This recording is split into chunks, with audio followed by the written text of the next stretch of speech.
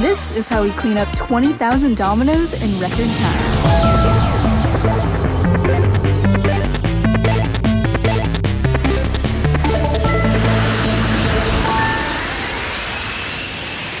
What's up, Domino community, and today I will share the whole aftermath of how we clean up 20,000 dominoes and everything that happens after a domino event. Now, specifically, this event was BMAC 16, and if you haven't seen the full video of the topple, I definitely recommend checking it out right over here. There's also a lengthy behind the scenes if you're curious in how we built it. The setup took 2.5 days with 4 builders at the Brattleboro Museum Art Center, and although it took so long to build, it only took an hour and a half to clean up. That is mainly because it's kind of a tradition at these BMAC domino events to invite the crowd to come pick up the dominoes and help clean up, and that way, they kind of get a feel for what the dominoes are like, and sometimes we'll see people, just setting up their own projects next to it. Yeah, shout out to everyone who helped clean up and all the kids who were really just running towards the dominoes and so excited to grab handfuls of dominoes and put them into boxes.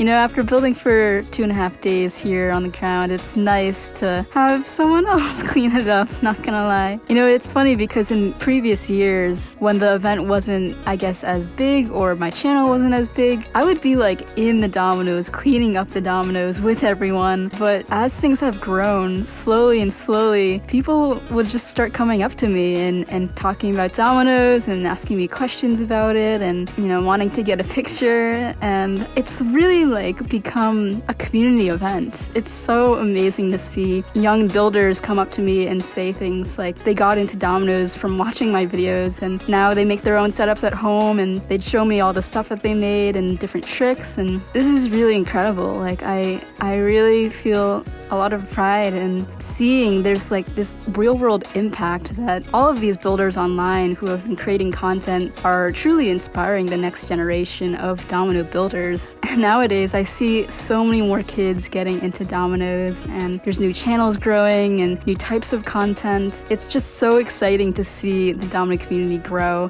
Some people have told me that having their kid build dominoes actually helped them with focus and being able to concentrate in school and in other areas of life. I really think dominoes, it really gets you in a zone where you just gotta focus in and be really tactile with your hands and problem solve on the spot. And the skills that you learn from setting up dominoes, they just transfer to so many other things. I'm so glad that it's creating a positive impact. This whole event is really special just because I feel like this is the one recurring event that we can count on. There's always going to be a BMAC domino topple. For those of you who might not know, this is actually the museum's 16th year hosting this event, and it's the world's longest running domino event ever. That's pretty crazy. I started participating in this event when I was 15 years old, and that was 10 years ago.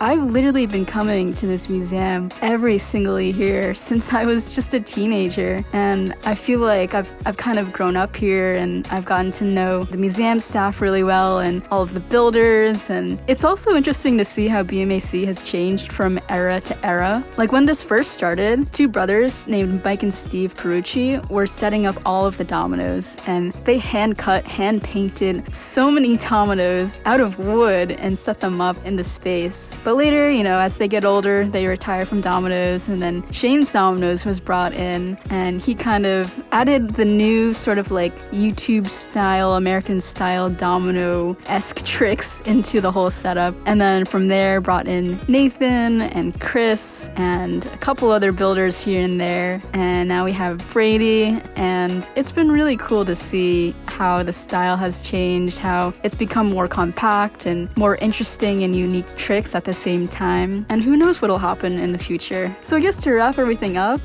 having other people help clean up is so nice. We are very appreciative of that. So thank you all again to everyone who came. Thank you to the museum staff. Thank you to all the builders. And and thank you for being part of this community. And for anyone who might be interested in attending an event or seeing a live domino topple, I do announce new stuff on my H5 Domino Community newsletter, so if you haven't subscribed to that yet, I definitely recommend signing up right over here. And I also want to give a shout out to our featured community member, Domino Jack, who calls himself a Taiwanese domino freestyle artist, and I absolutely love this title. He's been making some incredible domino videos, so please go check out his channel. And as always, I'm Lily Hevish, and keep on building.